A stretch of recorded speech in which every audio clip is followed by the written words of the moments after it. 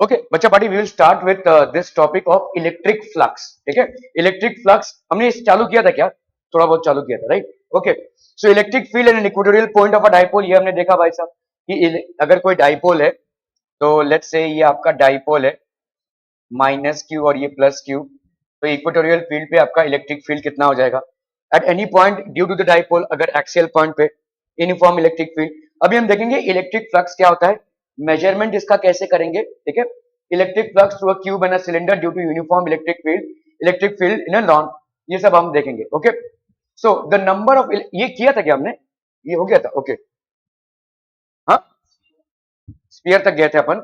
Okay चलेगा भाई साहब, ये सब हो गया था ना, this was done right. Okay, ये भी हो गया था। ओके ओके ओके, ओ ठीक है चलेगा। तो electric flux was done, now we are going to cover Gauss's law. ठीक है, so what is basically Gauss's law. किसी चीज को अगर हमको प्रूव करना रहेगा ना, तो हम कभी कभी ना इमेजिनरी चीजों को अज्यूम करते हैं। गॉसेस लॉ आपके इमेजिनरी चीजों पे है, मतलब इमेजिनरी एरिया। ठीक है, एक कोई एरिया आपने ले लिया, इसको अपन फिर गॉसेस लॉ से प्रूव करेंगे। See we will, Gauss's law is primarily used to calculate electric field. Electric flux से हमको कोई लेना देना नहीं है। ठीक है, इलेक्ट्रिक फ्लक्स एक इमेजिनरी क्या है, स्केलर क्वांटिटी है, लेकिन हमको मेन है इलेक्ट्रिक फील्ड को कैलकुलेट करना। ठीक है, तो गॉसेस लॉ को हम इस्तेमाल करते हुए इलेक्ट्रिक फील्ड को कैलकुलेट करते हैं। सो लेट्स सी, तो हम यहाँ पे देख चुके हैं कि इलेक्ट्रिक फ्लक्स क्या है। We have seen the measurement of electric flux. Electric flux का फॉर्मूला चतुर्धान जल्दी से बताइए। नहीं नहीं नहीं, इलेक्ट्रिक फ्लक्स का फॉर्मूला आप बताइए मैडम। आई देखो देखो देखो देखो, आप ट्राई कीजिए। Electric flux is phi is equal to E into A cos of theta. ठीक है, E A cos of theta, E हो गया आपका इलेक्ट्रिक फील्ड, ए हो गया आपका एरिया। ठीक है, जो एरिया वेक्टर है, और कॉस थीटा, तो दिस इज इलेक्ट्रिक फ्लक्स। ठीक है, and theta is the angle between the electric flux and the area vector. यहाँ पे area as a form of a vector है। तो एक्चुअली में इलेक्ट्रिक फ्लक्स क्या है, it is basically a dot product of electric field and area vector, dot product of electric field and area vector. ठीक है, okay. Electric flux to a cube and a cylinder due to uniform electric field, electric flux in a non uniform, ये सब अपन देख चुके हैं। Now यहां पे हम देखेंगे एक कोन से इलेक्ट्रिक फ्लक्स कैसे होता है, electric flux to a close surface और गॉसेस लॉ। ठीक है, क्लियर है। Okay, let us consider a charge plus Q. अभी हमने एक चार्ज रखा है plus Q, place at the vertex of a cone. एक कोन है भाई साहब। ठीक है, दिस बेसिकली एक कोन, कोन 3 डायमेंशनल होता है। We have seen electric flux for different objects. Now we are going to see electric flux for a cone.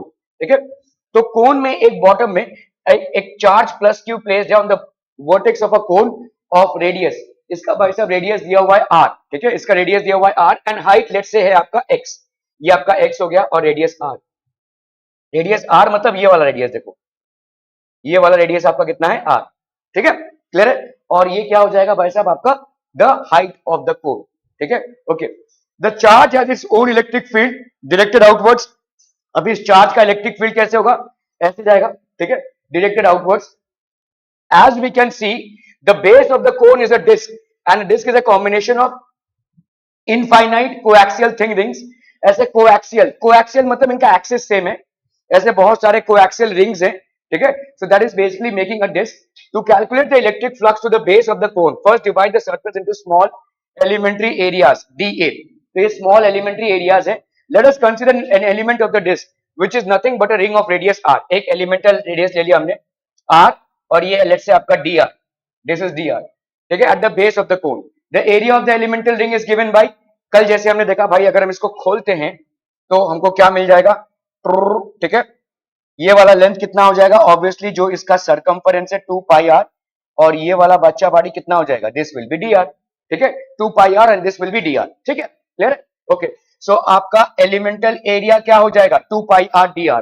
The electric field on the ring substance and angle alpha with the area vector. अभी जैसे समझो ये आपका area है। ठीक है, coaxial ring आपने लिया हुआ है, यहां से आपने एक इमेजिनरी इलेक्ट्रिक फील्ड ड्रॉ किया, ये इलेक्ट्रिक फील्ड जा रहा है, रेडियली आउटवर्ड्स होगा, प्लस क्यू चार्ज है तो सारे आपके रेडियली आउटवर्ड्स होंगे।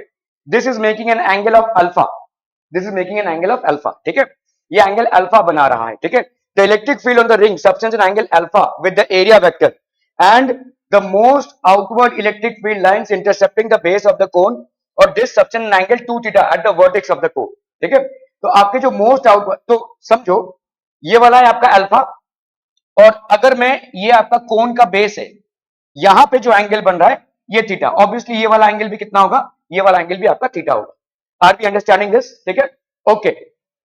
So the magnitude of the electric field on the small element of the ring at a distance x per charge is given by, भाई साहब यहाँ पे कितना हो जाएगा, देखो इलेक्ट्रिक फील्ड की वैल्यू क्या होती है, इलेक्ट्रिक फील्ड होता है भाई साहब k q बाई r का स्क्वायर।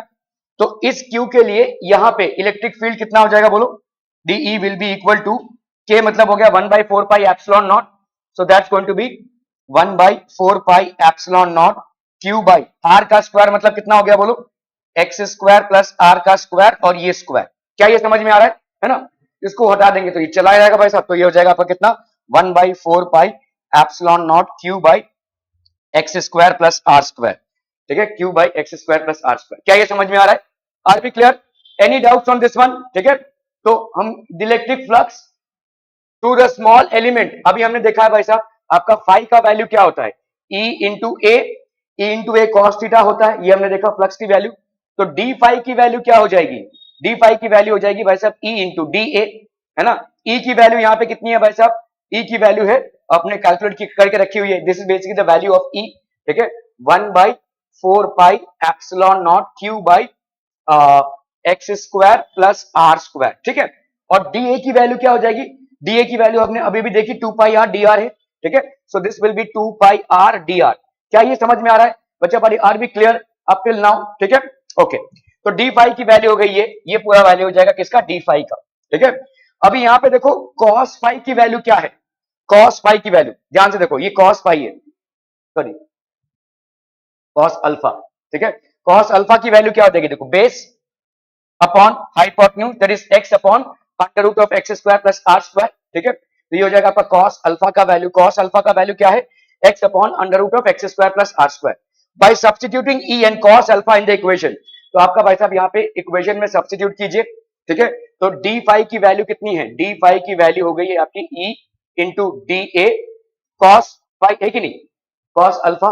क्यों ये होगा, क्योंकि आपका ये स्केलर प्रोडक्ट है ना, और स्केलर प्रोडक्ट में क्या होगा, the two into the cos of the angle between the two vectors, तो कॉस ऑफ अल्फा, तो मतलब यहाँ पे क्या हो जाएगा, ई की वैल्यू हो गई 1 by 4 pi epsilon not Q by x square plus are square into a that is 2 pi R D r into cos of alpha that is x upon x square plus are square raise to half. So that will be how much, that will be d phi की value हो जाएगी 1 by 4 pi epsilon not q into 2 pi R D R x upon यहाँ पे कितना हो गया, x square plus are square 3/2, ठीक है, x square plus are square 3/2। क्या ये समझ में आ रहा है भाई साहब आपका, तो ये हो जाएगा क्यू, ठीक है, ये हो गया आपका एक्स, ये हो गया 2 पाई आर डी आर, ठीक है। मेरे हिसाब से तो इसको कैंसिल मत करो, यहाँ पे कैंसिल किया है, तो यहाँ पे अगर आप कैंसिल करते हो तो ये हो जाएगा आपका 2 और पाई भी आपका हो गया कैंसिल, ठीक है। So what you are getting is q x, ठीक है, q x r D R x square plus are square 3/2, ये हो गया आपका डी फाई का वैल्यू, ठीक है, क्यू एक्स। इतने शातिर इंसान हो ना तुम भाई साहब कि दूसरे की बेवकूफी का पूरा मजबूर एकदम फायदा उठाओगे। मैंने डाला वहां पे 4:30, सॉरी कितना, 5:15, इसलिए डाला क्योंकि मैंने सोचा कि तेरा मैथ्स का क्लास मिस ना हो जाए, उसका मतलब है 4:15 बजे 45 मिनट का तेरा पेपर है, और तुम बस इसी का फायदा उठा रहे हो कि 5 का क्लास है उसको भी हम 5:15 बजे अटेंड करेंगे। मतलब ऐसे ऐसे लोग है ना भाई साहब, ओके।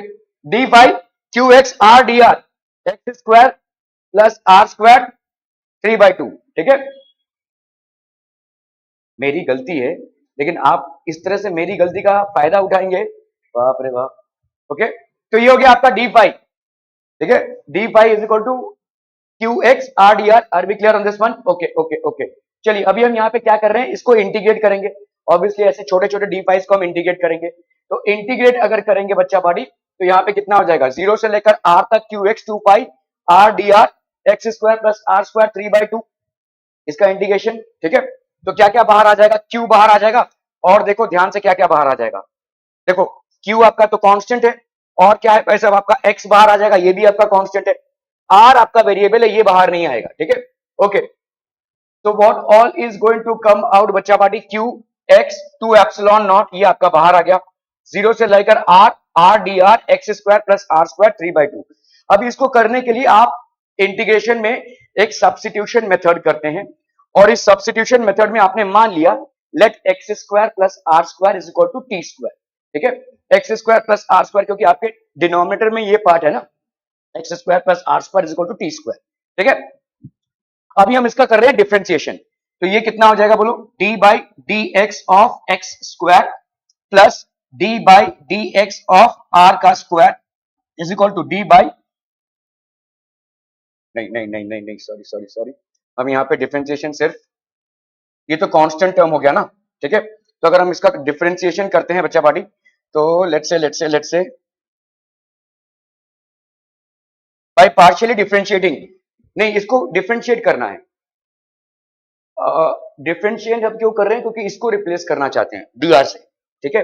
तो अगर हमने यहाँ पे देखो x square plus are square को माना टी स्क्वायर, तो अगर मैं डिफरेंशिएट करूं यहाँ पे, तो ये कितना हो जाएगा बोलो, two r D R by D t with respect to t कर रहे हैं। देखो भाई साहब यहाँ पे क्या है आपका, आपने क्या माना है, x square plus are square is equal to t square, differentiating with respect to t, ठीक है। तो ये हो जाएगा d by D t of x square plus D by D t of are square is equal to D by D t of t square. अभी ये तो भाई साहब है कांस्टेंट, अभी आपने देखा एक्स क्या है, the distance of the top of the cone to its base, जो कोन हमने लिया था उसमें डिस्टेंस है ये भाई साहब, ये एक्स वाला डिस्टेंस है, तो ये तो आपका 0 हो जाएगा।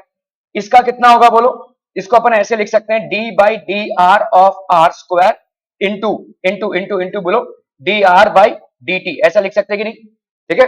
तो यहाँ पे इसको इसके साथ ले लो, ठीक है। तो यहाँ पे हो जाएगा आपका r square d are by D t, मतलब कितना हो गया भाई साहब यहाँ पे, this will be two r D R by D t, इधर कितना हो जाएगा बोलो, टू टी, तो आपका two r D r is equal to two t d t, तो आपका यहाँ पे टू और टू कैंसिल, तो इससे आ रहा है आपका r D r is equal to t d t, ठीक है। R D r is equal, the reason why we are doing this is because हमको भाई साहब जब इंटीग्रेशन करना रहेगा, अभी तुम क्या कर रहे हो यहाँ पे, सब्स्टिट्यूशन कर रहे हो, सब्स्टिट्यूशन किसका कर रहे हो, इसका कर रहे हो, तो भाई साहब तुम्हारा जो इंटीग्रेशन है वो with respect to d r है ना, वो भी तो चेंज होगा। क्या ये समझ में आ रहा है, देखो इंटीग्रेशन मतलब क्या है, हम ना चीजों को रट लेते हैं विदाउट समझे। इंटीग्रेशन मतलब क्या है, छोटे छोटे सेगमेंट्स में तुम ऐड कर रहे हो, अभी छोटे छोटे सेगमेंट्स किसके हैं, डी आर के हैं, ठीक है। अभी तुमने क्या किया है, x square plus are square को एक थर्ड पार्टी मान लिया टी स्क्वायर, तो भाई साहब तुम्हारे ये छोटे छोटे सेगमेंट्स का साइज भी तो चेंज होगा, और इसको आपको किसमें एक्सप्रेस करना पड़ेगा, इन टर्म्स ऑफ dt एक्सप्रेस करना पड़ेगा। आर वी अंडरस्टैंडिंग दिस, ये इंटीग्रेशन यहां तक समझ में आया है। अब भाई साहब हम इसको करने जाएं अगर, तो इसको मैंने सब्स्टिट्यूट कर दिया एक थर्ड पार्टी के साथ, टी स्क्वायर के साथ, इसको तो हम कंफर्टेबली लिख देंगे क्या, x square plus are square की जगह पे मैंने टी स्क्वायर लिख दिया, स्क्वायर स्क्वायर कर दिया टी क्यूब आ जाएगा। लेकिन हम विद रिस्पेक्ट टू किसको इंटीग्रेट कर रहे हैं, डी आर छोटे छोटे सेगमेंट्स को ले रहे थे, डी आर की फैमिली को चेंज कर दिया ना आपने, अभी यहाँ पे क्या बैठेगा, डी टी बैठेगा, लेकिन डी टी को हम डी आर में कैसे एक्सप्रेस करेंगे, this is the reason why we are doing this differentiation. आप बोलोगे इंटीग्रेशन के बीच में आप डिफरेंशिएशन क्यों कर रहे हैं, because we need to replace this, because we need to replace this, यहां पे dt के टर्म्स में होगा, क्योंकि आपने फैमिली चेंज कर दी ना भाई साहब, इसका फैमिली आपने किसमें चेंज कर दिया, टी स्क्वायर में चेंज कर दिया, तो ऊपर वाला इंटीग्रेशन भी विद रिस्पेक्ट टू टी होगा ना, वो विद रिस्पेक्ट टू आर नहीं हो सकता। समझ में आ रहा है ये, ठीक है, ओके। तो आपका भाई साहब यहाँ पे आर डी आर की जगह पे आप क्या लिख सकते हो, टी डी टी लिख दो भाई साहब यहाँ पे, तो अभी आपका इंटीग्रेशन में क्या हो जाएगा, टी डी टी अपॉन, बोलो भाई साहब क्या है ये, टी क्यूब है कि नहीं, ये टी स्क्वायर हुआ, स्क्वायर स्क्वायर कट गया तो टी क्यूब, तो मतलब ये हो गया कितना आपका t raise to minus two d t, क्या ये समझ में आ रहा है, t raise to minus two d t कितना आ जाएगा बोलो, this will be t raise to minus one upon minus one, है कि नहीं, ठीक है। ये दोनों आपके कैंसिल हो गए, तो ये हो गया one by T, one by T मतलब आपका कहां से कहां तक वन बाई टी। अच्छा अभी देखो ये भी कैसे चेंज होगा, ठीक है, यहाँ पे कहां से कहां तक था भाई साहब, 0 से r तक था, ठीक है, तो आपका ये कैसे चेंज होगा, how will you change the limits, ये भी लिमिट चेंज होगा ना भाई साहब, अगर आपने इसको चेंज किया है तो ऑब्वियसली ये वाला लिमिट भी तो चेंज होगा, ओके। अभी देखो जब आपका एक्स स्क्वायर है और प्लस आर स्क्वायर मतलब क्या हो जाएगा आपका, this will be how much, this is zero का स्क्वायर है कि नहीं, ये जीरो का square is equal to t का स्क्वायर, तो मतलब यहां पे क्या हो जाएगा, t square is equal to x square, मतलब यहां पे क्या हो जाएगा, t is equal to x, क्योंकि यहां पे लिमिट्स भी आपको टी से ही करना है। तो जब यहां पे x की वैल्यू जीरो है तो t की वैल्यू क्या हो जाएगी, x। समझ में आ रहा है ये, ठीक है, ओके। अभी हम करते हैं भाई साहब यहां पे एक्स स्क्वायर प्लस ये r, ठीक है, ये r square is equal to t का स्क्वायर। अब बताओ टी की वैल्यू क्या हो गई, under root of x square plus are square, यही हम यहां पे बैठा रहे हैं, देखो under root of x square plus are square. क्या ये लिमिट्स का चेंज होना और क्या ये dr का dt होना समझ में आ रहा है, you need repeat telecast, okay. चलिए चलिए चलिए फिर से कर लेते हैं, यहां तक तो समझ में आ गया होगा आपको कि हमने एक्स स्क्वायर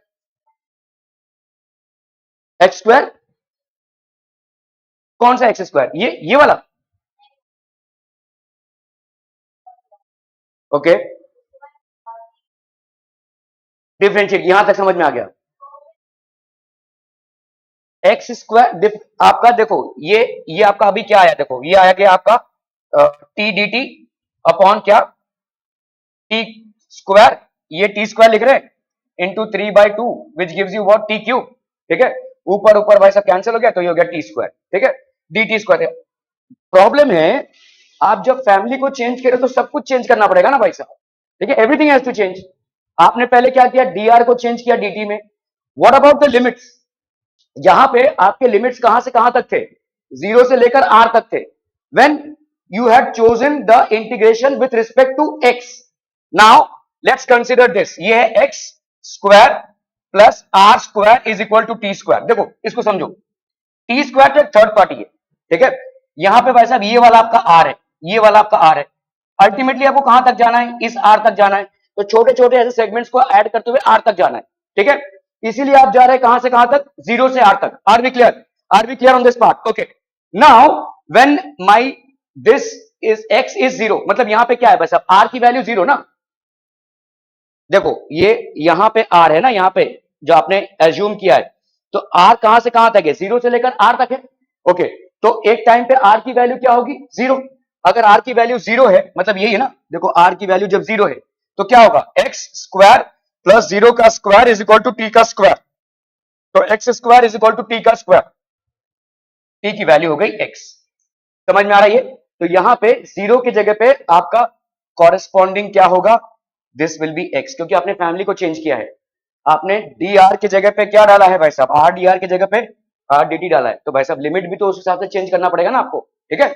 अभी अभी हम आते हैं इस पे, अगर आप यहां से यहां तक जा रहे हैं ना, जीरो से लेकर आर तक, तो टी की वैल्यू कैसे चेंज होगी, अभी देखो यहां पे एक्स स्क्वायर प्लस अपन क्या डालेंगे, इस आर स्क्वायर की जगह पे r square is equal to t square, है कि नहीं, समझ में आ रहा है ये, हाँ, अपर लिमिट आर है,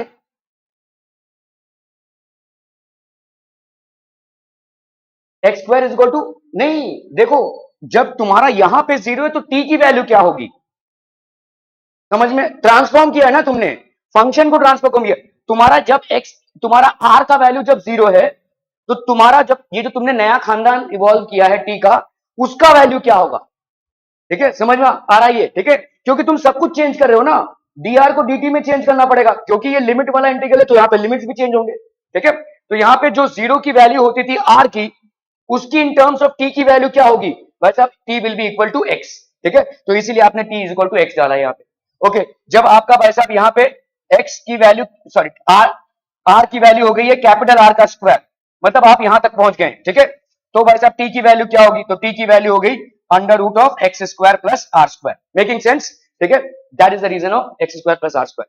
क्या ये पूरा ट्रांसफॉर्मेशन समझ में आ रहा है, ठीक है, तो यहां पे तो आपका देखो टी क्यूब हो गया, integration of t cube will give you what, -1/t, है कि नहीं, t raise to -2 is going to give you -1/t, तो -1/t मतलब कितना हो जाएगा, देखो यहाँ पे qx/2 एप्सिलॉन नॉट आपने पहले ही बाहर निकाल लिया है, ठीक है, इधर है आपका -1/t और ये हो गया आपका under root of x square plus are square और ये है आपका x। अब कर लो भाई साहब यहाँ पे, तो ये हो जाएगा आपका qx/2 एप्सिलॉन नॉट, यहाँ पे क्या होगा बोलो, 1/, under root of x square plus are square minus minus 1 by x. क्या ये समझ में आ रहा है? Are you understanding this? 1 by x square plus are square minus 1 by x. ठीक है, क्लियर है? मैथ समझ में आ रही है बायो स्टूडेंट्स? ओके, तो अभी देखो भाई साहब, यहाँ पे क्या होगा, आपने अगर x को कॉमन निकाल लिया यहाँ से, ठीक है, x को कॉमन निकाल लिया, तो यहाँ क्यों x को कॉमन निकाल रहे हैं? ताकि इस x को उड़ा सकें। qx by 2 epsilon naught into, let's say I have taken out x is common, so what am I left with? तो मेरे को इसको किससे मल्टीप्लाई करना पड़ेगा? बोलो भाई साहब। यहाँ पे हो गया मेरा 1, ठीक है यार, ये -1 कहाँ खा गए लोग?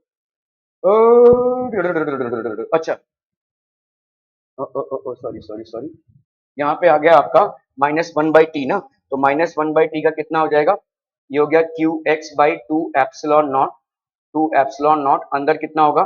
-1/x square plus are square minus minus 1/x, है कि नहीं भाई साहब? ठीक है, तो ये हो गया आपका कितना?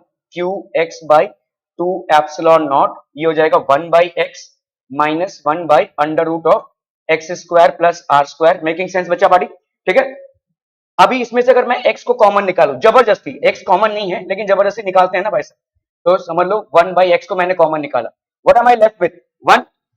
और वहां पे अगर मैं इसको x से मल्टीप्लाई कर दूं यहाँ पे, तो this is going to give me the same result और नॉट? भाई x x कैंसिल हो जाएगा, I will get -1 by under root of x square plus are square. ठीक है, okay, are we clear on this one? तो 2, तो ये x और ये x भाई साहब हो गया cancel, so this is leaving you with q by 2 epsilon nought, और यहाँ पे है कितना? 1 minus x by under root of x square plus are square. अभी ध्यान से देखो, हमारा कॉस अल्फा क्या था? देखो, ये इलेक्ट्रिक फील्ड था, ये इलेक्ट्रिक फील्ड था, ये गोलाकार है भाई साहब आपका, दिस इज द, तो ये आपका अल्फा था, सो ऑब्वियसली भाई साहब यहाँ पे ये आपका अल्फा है, तो ये वाला भी आपका क्या होगा? अल्फा होगा, है ना, या थीटा होगा, व्हाटएवर। ठीक है, ये थीटा है basically, let's say this is the theta, theta part. ठीक है, इलेक्ट्रिक फील्ड और ये भाई साहब आपका थीटा। ठीक है, इलेक्ट्रिक फील्ड और एरिया के बीच में एरिया वेक्टर तो ये है ना, ये एरिया वेक्टर है। ठीक है, so this will B theta. तो हमको मालूम है कि बेस ये आपका कितना था? बोलो, this was x, this was r, and this is obviously what? x square plus r का स्क्वायर, तो x upon under root of x square plus r का square, that is going to be cos of theta, so this will be q by 2 epsilon nought 1 minus cos of theta, q by 2 epsilon nought 1 minus cos of theta. ठीक है, ये हो जाएगा आपका resultant flux. क्या ये समझ में आ रहा है बच्चा बाड़ी? ठीक है, इज दिस डेरिवेशन क्लियर? ठीक है, so this is basically for a cone. ठीक है, एक कोन का, सो कंसीडर अ स्फीयर, अगर आपका देखो समझ लो एक स्फीयर है, 3 डायमेंशनल स्फीयर है बच्चा बाड़ी। ठीक है, it's a 3 dimensional sphere placed near a point charge plus q, the electric flux from the point charge passes through the closed object, ये क्लोज्ड ऑब्जेक्ट से पास हो रहा है। We can observe that the flux entering the closed object is the same as flux leaving the closed object. जितना flux इसको enter करेगा उतना ही भाई साहब इसको लीव भी कर रहा है। ठीक है, okay, in other words, if a closed object does not enclose any charge, ये तो हम पहले भी पढ़ चुके हैं, अगर इसमें कोई चार्ज नहीं है, ठीक है, then the net electric flux to the closed object is 0। ठीक है, इसको भाई साहब नोट कर लीजिए, अगर किसी क्लोज्ड ऑब्जेक्ट में कोई चार्ज नहीं है, then the net electric flux is 0। Why? because the net flux in and the net flux out, ये भाई साहब आपका 0 हो जाएगा। The amount of flux entering in is equal to the amount of flux leaving, so obviously the net flux in this case inside a closed object which is not charged is going to be 0.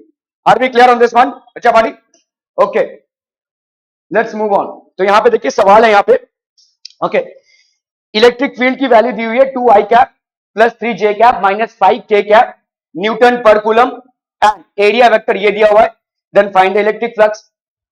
Electric flux क्या होगा? Scalar product. Scalar product क्या होगा? मतलब this into this, this into this and this into this, result आपका क्या आएगा? No vectors, scalar product है। ठीक है, e इंटू ए कर लीजिए भाई साहब, 2 2 सा कितना हो गया?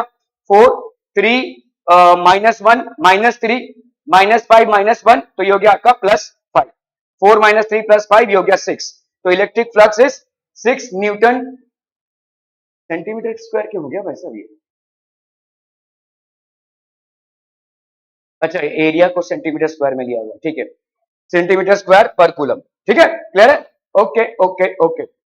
A thin disk of area 2 meter square is placed in an xy plane in a uniform electric field. ये वाला सब आपका इलेक्ट्रिक फील्ड है, xy प्लेन पे ये है. Find the flux of the field passing through the disk. ठीक है, ओके.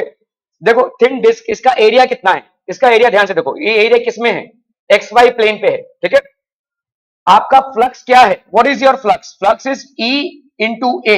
ये ए क्या है, वेक्टर है. ध्यान दो, ये ए वेक्टर है. कैसा वेक्टर, परपेंडिकुलर. ठीक है, परपेंडिकुलर वेक्टर है. तो भाई साहब ये परपेंडिकुलर वेक्टर किस डायरेक्शन में होगा, ये ऐसे रखा हुआ है XY प्लेन पे, तो परपेंडिकुलर वेक्टर किस डायरेक्शन में होगा, Z के डायरेक्शन में होगा. ठीक है, यहां पे आपको दिया हुआ एरिया क्या है, 2 metre square. So what will be the area vector, 2k cap. क्या ये समझ में आ रहा है भाई साहब, this will B 2k cap. क्या ये समझ में आ रहा है, how it will be 2k cap. आपने रखा है डिस्क को किसमें, XY प्लेन पे.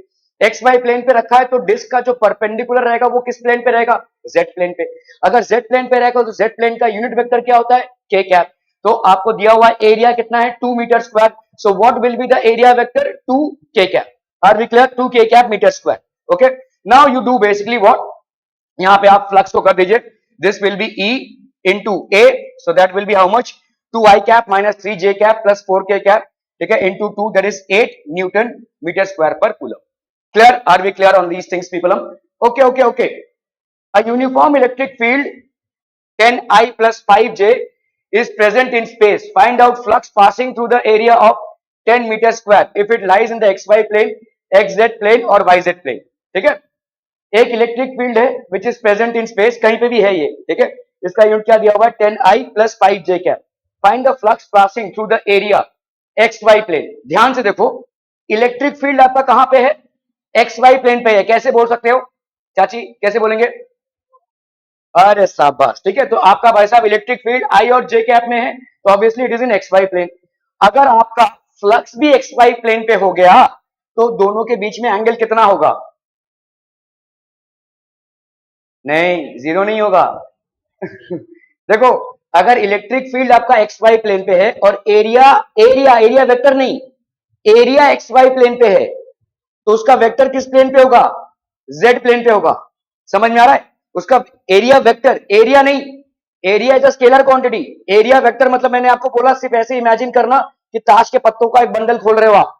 ठीक है, सो अगर एरिया XY प्लेन पे है, जिसके ऐसे बंडल खोल रहे हो, तो ये किस में होगा, Z प्लेन पे होगा. Z प्लेन और XY प्लेन आपस में क्या हो गए, परपेंडिकुलर. तो इसका मतलब इलेक्ट्रिक फील्ड है XY प्लेन पे और एरिया वेक्टर है Z प्लेन पे. दोनों के बीच में एंगल कितने का हो गया, 90. EA cos 90, that will give you a zero value. समझ में आ रहा है, cos 90 की वैल्यू जीरो हो जाएगी. Only EZ field is pass to the XY plane. तो XY प्लेन बाय साहब zero because EZ is zero. क्या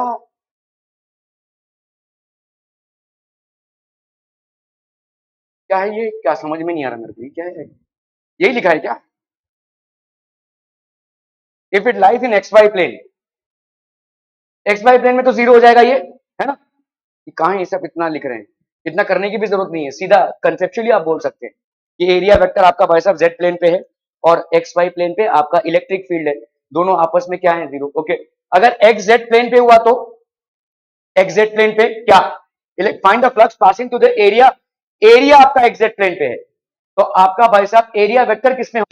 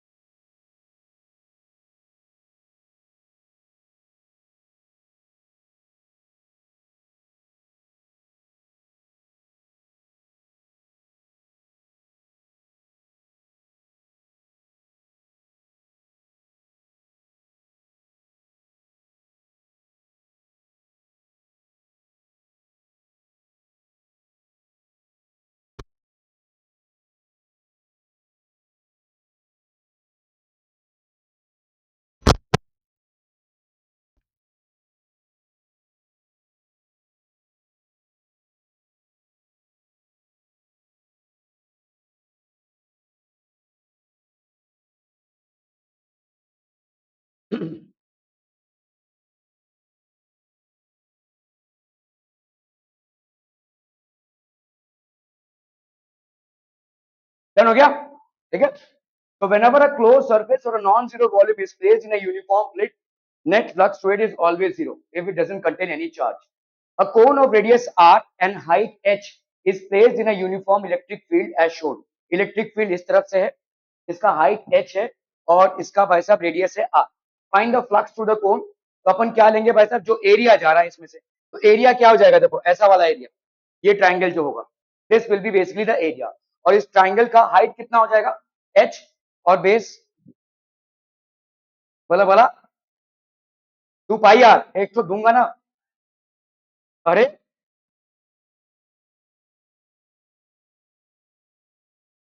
बच्चा भी बता देगा चाचू, 515,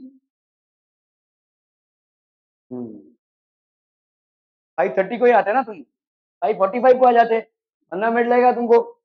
अरे भाई साहब ये आ रहे और ये आ रहे, तो कितना हो जाएगा, 2r हो जाएगा ना, और ये कितना है आपका h, ठीक है। तो ट्राइंगल का एरिया कितना हो जाएगा, half into base into height, half into h into 2r, clear clear, okay okay. So आपका भाई साहब E इंटू a, ये आपका फ्लक्स जा रहा है, ये आपका फ्लक्स जा रहा है, ये आपका ट्राइंगल है ना, इस एरिया से फ्लक्स जा रहा है, ठीक है, इस एरिया से फ्लक्स जा रहा है। So E into a that will be equal to E into half into base that is made up of 2r into h, ठीक है। 2r कैसे हो रहा है समझ में आ रहा है ना भाई साहब, ओके। तो ये हो जाएगा आपका E R H। ये फ्लक्स का कैलकुलेशन हम प्राइमरली करते हैं इलेक्ट्रिक फील्ड को निकालने के लिए। हम देखेंगे कि गॉसेस लॉ का एप्लीकेशन क्या है और गॉसेस लॉ क्या है, ठीक है। अभी जैसे समझो यहाँ पे E is equal to x square I दिया हुआ है, E Y and E Z is 0, find net flux passing through the cube. ये आपका एक क्यूब रखा हुआ है which is of side 1 metre each, ठीक है। It is kept in Y, ये हो गया आपका एक्स एक्सिस और ये होगा आपका जेड एक्सिस। तो आपको नेट फ्लक्स निकालना है, ठीक है, नेट फ्लक्स निकालना है, ओके। ध्यान से देखो यहाँ पे इलेक्ट्रिक फील्ड किसको इनकाउंटर कर रही है, इसको इनकाउंटर कर रही है, ठीक है। तो आपका एक्स एक्सिस में ये है भाई साहब, तो इलेक्ट्रिक फील्ड ये हो गया आपका ई एक्स वन ए स्क्वायर, तो 1 इंटू 1 दैट इज -1 यूनिट। क्या ये समझ में आ रहा है, क्यों, why will it be this way, -1 क्यों आ गया चाचू। इलेक्ट्रिक फील्ड क्या होता है, सॉरी अपना इलेक्ट्रिक फ्लक्स क्या होता है, ई इंटू ए, है ना। इलेक्ट्रिक फील्ड किस तरफ है भाई साहब, इस तरफ है, इस तरफ जा रही है भाई साहब, है ना, और ये आपका एरिया वेक्टर है। तो यहाँ पे -1 यूनिट क्यों आ गया, एंगल कितना है, क्यों, दोनों इस साइड है, नहीं नहीं नहीं, इलेक्ट्रिक फील्ड किस साइड है, इस साइड है, और एरिया एरिया वेक्टर इस साइड है, ठीक है। तो अगर आप इसको देखोगे, आप इसको ऐसे पुल आउट करोगे, तो area vector is this side, because of which between the electric field and area vector you have an angle of how much 180 degree, जिसकी वजह से ये भाई साहब हो गया आपका -1 unit. Are we understanding this, ठीक है, ओके। क्योंकि यहाँ पे ए की वैल्यू 1 दी हुई है भाई साहब, ठीक है।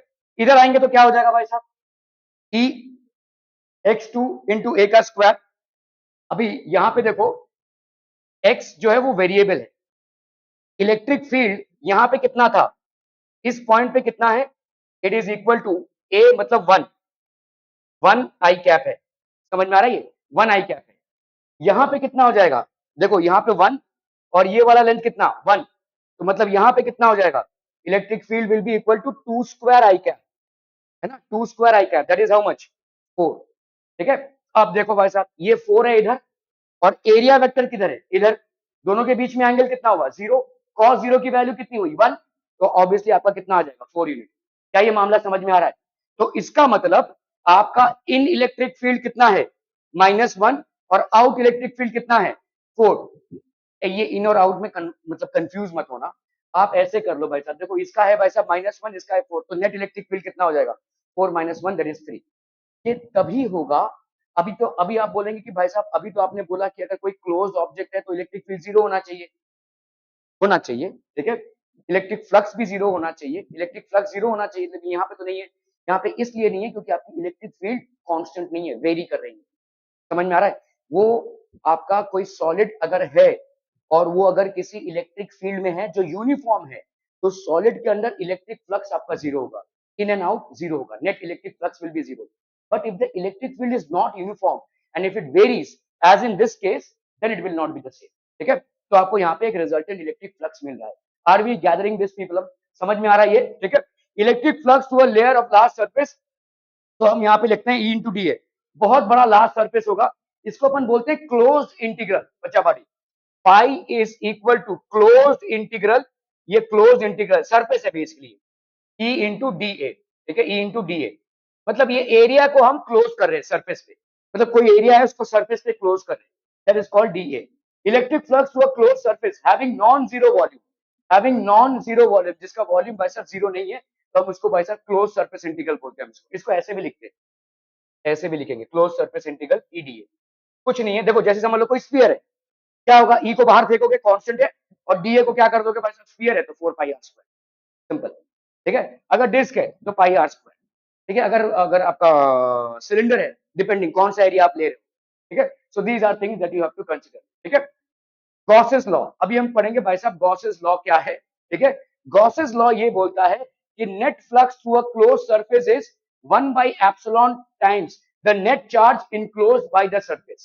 ठीक है, 1 by epsilon times the net charge enclosed by the surface, को ऐसा भी सरफेस टेढ़ा मेढ़ा आड़ा कैसा भी रहने दो। ठीक है, कितना होगा भाई साहब electric flux, the electric flux through a close surface is 1 by epsilon times the net charge। तो अगर समझ लो नेट चार्ज क्यू है तो q by epsilon naught. Are we understanding this? This law gives the following. It gives the analysis of electric flux through a closed surface and its relation with the enclosed charge। कितना है भाई साहब enclosed charge? The total electric flux associated with a closed surface or a Gaussian surface is equal to the product of the sum of all the charges enclosed by the surface and the constant 1 by epsilon naught। ठीक है, important points about Gauss's law। ठीक है, while using Gauss's law, the considered closed or 3D surface is known as the Gaussian surface। आप कोई भी area को assume कर सकते हैं गॉसियन सरफेस।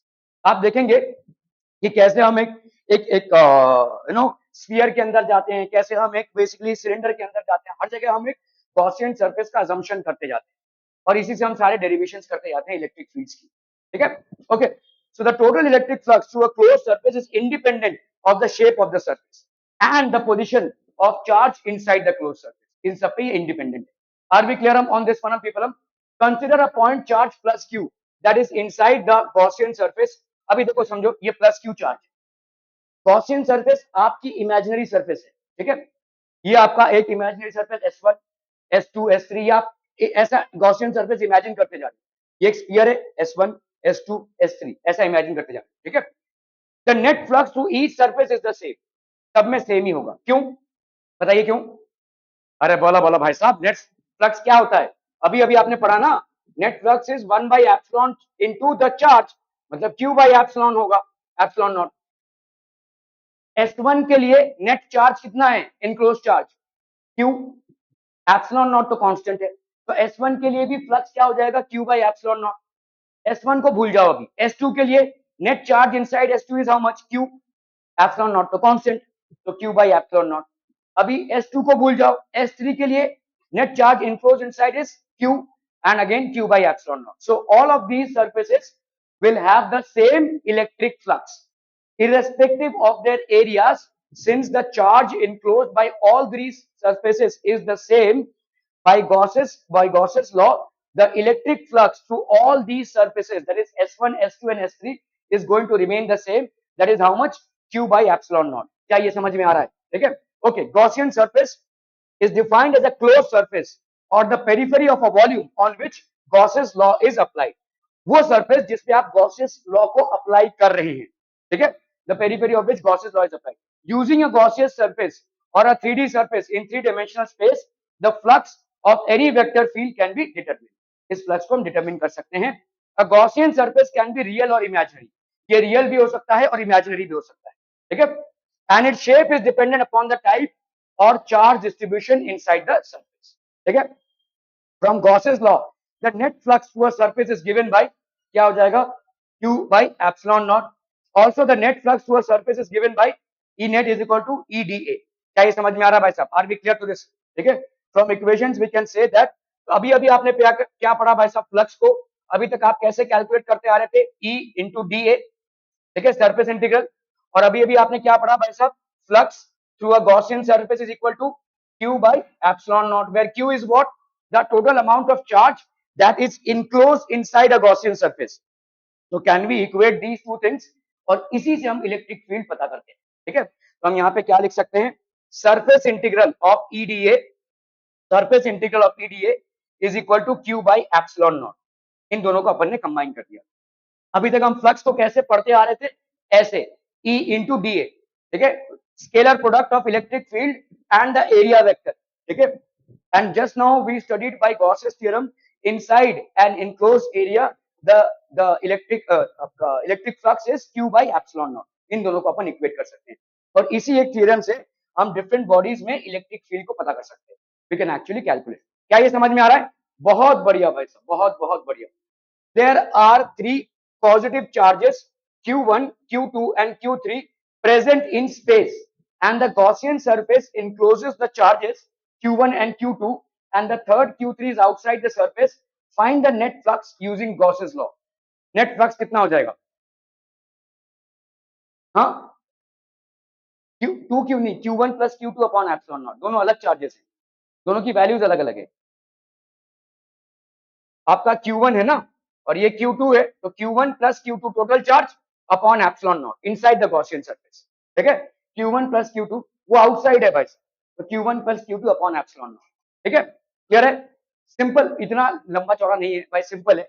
आपका गॉसियन सरफेस के अंदर जो भी चार्ज होगा उसको अपन q रखेंगे upon epsilon not, that will be the electric flux. ठीक है, अभी वो q3 चार्ज बाहर है तो why should be consider that.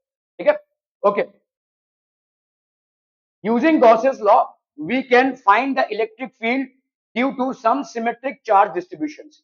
अगर आपके चार्ज डिस्ट्रीब्यूशन सिमेट्रिक हैं तो हम गॉसेस लॉ को यूज करते हुए, गॉसेस थ्योरम को हम कैसे यूज करते हैं, EDA is equal to Q by epsilon naught.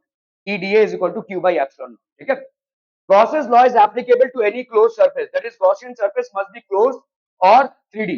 The electric field must be symmetric and equal at all points on the Gaussian surface. Electric field symmetric होनी चाहिए. The angle between E and DA must be the same at all points on the Gaussian surface. That is theta is equal to 0 or theta or 90. For a point charge and line charge distribution, the Gaussian surface will be a sphere and a cylinder. ठीक है, तो आपका देखो point charge है, point charge का अपन कैसे ले रहे हैं, this is how the Gaussian surface would be. ठीक है, मतलब आप यहाँ पे भी एक Gaussian surface बना सकते हैं, यहाँ पे भी एक Gaussian surface बना सकते हैं. Wherever you are making a Gaussian surface of a point charge, it will always be a sphere. Gaussian surface for a point charge, charge है ना भाई साहब, हर तरफ आपका इलेक्ट्रिक फील्ड, तो ऐसे ऐसे ऐसे ऐसे स्फीयर बनता जाए. ठीक है, for a point charge your Gaussian surface will always be a sphere. For a line charge, this is basically a line charge. तो line charge कैसे expand होगा, ऐसे expand होगा. ठीक है, line charge will expand like this. For a line charge, ठीक है, the Gaussian surface will be a cylinder. The Gaussian surface is going to be a cylinder. Are we clear through these things? Okay, okay, okay. For a point charge, okay. तो यहाँ पे कुछ notes कर लीजिए, हम इसका derivation बाद में करेंगे. The net flux for different surfaces can be obtained by using symmetry. Some of the shapes are given below. Shape अगर आपका भाई साहब स्फीयर है, अगर एक charge is place symmetrically at the centre of a sphere, एक sphere के just अंदर आपने सिमेट्रिकली एक चार्ज को डाला है, तो नेट फ्लक्स कितना होगा, Q बाई एप्सिलॉन नॉट होगा, है कि नहीं, Q by epsilon naught. Are we clear on this one? ठीक है, तो if it is inside a hemisphere, अगर हेमिस्फीयर है तो इसका कितना हो जाएगा, Q बाई 2 एप्सिलॉन नॉट. क्या इसको समझा सकते हैं कैसे होगा भाई, यहाँ पे देखो Q बाई एप्सिलॉन नॉट है और ये Q बाई एप्सिलॉन नॉट, ये कैसे हुआ, हाफ चार्ज बाहर है तो अंदर कितना चार्ज हुआ, हाफ. समझ में आ रहा है? सिंपल, अंदर कितना चार्ज हुआ, आधा चार्ज तो बाहर है ना भाई साहब. बॉडी के अंदर गॉसियन सरफेस के अंदर तुम्हारा कितना चार्ज है, Q बाई 2, तो ये हो जाएगा Q बाई 2 एप्सिलॉन नॉट. ठीक है, आप नोट नहीं कर रहे हैं सर. ये हो गया आपका E, देखो ऐसे भी कर सकते हैं अपन, E dA इज equal to Q by epsilon naught. ये हो गया है ना. देखो अगर मैं यहाँ पे हेमिस्फीयर ले रहा हूँ, अगर हेमिस्फीयर ले रहा हूँ तो क्या हो जाएगा, E, तो ये हो गया आपका DA का ट्वाइस ना, इस वाले DA का ट्वाइस हो जाएगा ये, है कि नहीं, is equal to Q by epsilon naught. तो इसलिए 2 आ रहा है इधर, ऐसे भी कर सकते हैं. ठीक है, this is how it is. Okay okay okay okay. चलिए अभी जैसे सिलेंडर है, देखो a charge is placed symmetrically at the centre of a cylinder. एक सिलेंडर है, पूरा कंप्लीट सिलेंडर है और सेंटर पे आपने एक चार्ज रख दिया है, simple Q by epsilon not होगा. अगर ऐसा हो गया भाई साहब, charge is placed symmetrically, symmetrically मतलब आधा अंदर है, तो आधा अंदर है मतलब Q बाई 2 अंदर है. ठीक है, Q बाई 2 एप्सिलॉन नॉट हो जाएगा, सिंपल. ठीक है, ओके. जैसे एक क्यूब है, क्यूब के अंदर आपने रखा हुआ है एक चार्ज को, ठीक है, so it will be what, Q by epsilon not. अगर आपने एक चार्ज को, ठीक है, a charge is placed symmetrically at the centre of a square surface, मतलब सिर्फ ये वाला सरफेस है, ये वाला सरफेस है, ठीक है। अभी तक क्या हो रहा था, क्यू बाई एप्सिलॉन नॉट हो रहा था, लेकिन ये क्यू बाई एप्सिलॉन नॉट किसकी वजह से हो रहा है, 6 सरफेसेस की वजह से हो रहा है कि नहीं, ठीक है। अभी आपका एक ही सरफेस रह गया तो 1/6 होगा ना उसका, ठीक है। इसका एरिया कितना है, पूरे क्यूब का 1/6 है। वही मैं बोल रहा हूं, देखो जैसे यहाँ पे अगर मैं ई डी ए लिखूं तो इस वाले का क्या होगा, ई इंटू 6 DA होगा ना भाई साहब, is equal to Q by epsilon naught, तो ये 6 इधर आएगा, है कि नहीं, क्लियर है, समझ में आ रहा है, so that will B Q by 6 epsilon not. Clear हम बच्चा पाड़ी, ओके ओके ओके। तो गॉसेस थ्योरम क्या है, गॉसेस थ्योरम क्या है बच्चा party, net electric flux passing through any closed imaginary surface is 1 by epsilon naught times the total charge enclosed by it. So net electric flux will be equal to q by epsilon naught, ठीक है। To understand this concept, consider a surface, अभी समझ लो एक surface है, इस surface में यहाँ पे q1 चार्ज है, q3 चार्ज है और माइनस q2 है, इस सरफेस के बाहर माइनस q4 और q5 है, ठीक है। तो आपका नेट चार्ज क्या हो जाएगा, Q1 minus Q2 plus Q3 upon epsilon not, क्या ये समझ में आ रहा है, ठीक है, this will be the net charge. Charges present outside the Gaussian surface minus Q4 plus Q5 do not play any role in the net flux passing through the surface, also called Gaussian surface, मतलब बाहर कोई role नहीं play करेंगे, ठीक है, okay okay okay. Sorry, flux through Gaussian surface is independent of location of charges, कहीं भी located हो, यहाँ पे बीच में हो, इधर हो, इससे कोई फर्क नहीं पड़ता, ठीक है। wherever the charges are located is just that the sum total of charges matters, ठीक है, their position is irrelevant in calculating the flux, ठीक है। तो ये हो गया आपका गॉसियन सरफेस। अभी आपके गॉसियन सरफेस में मिडिल में चार्ज है या इधर चार्ज है या इधर चार्ज है, all will have the same value of q by epsilon naught. Flux to Gaussian surface is independent of the shape and size of the Gaussian surface. क्या शेप और साइज है उससे भी मैटर नहीं करता है, ठीक है, आपका q by epsilon naught he flux होगा if the total charge enclosed is q. Are we clear? Okay, okay, okay. In Gauss's theorem, electric field due to all charges due to enclosed charges only. जैसे आपका देखो minus Q2, Q3 and Q1 और यहाँ पे minus Q4. Net flux passing out is only due to these charges, but field at the surface is due to, अभी ध्यान से देखो यहाँ पे नेट फ्लक्स कितना हो गया, गॉसियन सरफेस अगर आपने ये लिया है तो नेट फ्लक्स कितना होगा, Q1 minus Q2 plus Q3 upon epsilon not, ठीक है, समझ में आ रहा है। लेकिन इलेक्ट्रिक फील्ड जो है वो सबके वजह से होगी, इलेक्ट्रिक फील्ड का सुपरपोजिशन होगा, ठीक है। Electric field is independent of area. Gaussian surface जब आपने कंसीडर किया है तो किसके लिए कंसीडर किया है, फॉर कैलकुलेटिंग इलेक्ट्रिक फ्लक्स, ये आपका भाई साहब मैटर करेगा, ठीक है। सो आपका यहाँ पे भाई साहब net flux passing out is only due to these, but the field at the surface is due to all these charges. तो ऐसा कंफ्यूजन में मत रहिए कि फील्ड का भी ऑल्टरेशन हो रहा है, field is not getting altered. Gaussian surface के अंदर जो चार्जेस है बस सिर्फ उन्हीं की वजह से फ्लक्स होगा, ठीक है, फॉर फ्लक्स कैलकुलेशन पर्पस, ठीक है। Gauss's theorem is applicable for all forces following inverse square law. ऐसे सारे forces, obviously आपका electric field, आपके पास सब Coulomb forces, all these are basically follow.